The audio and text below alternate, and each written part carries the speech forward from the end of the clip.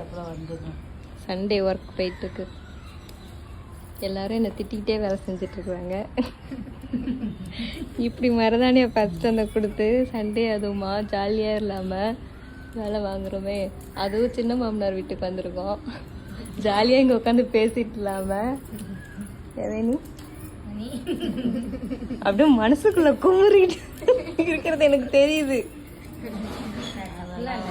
என்னம்மா அதெல்லாம் ஒன்றும் இல்லை. நினைப்பாங்களோ நீ நினைச்சிக்கிட்டு இருக்க.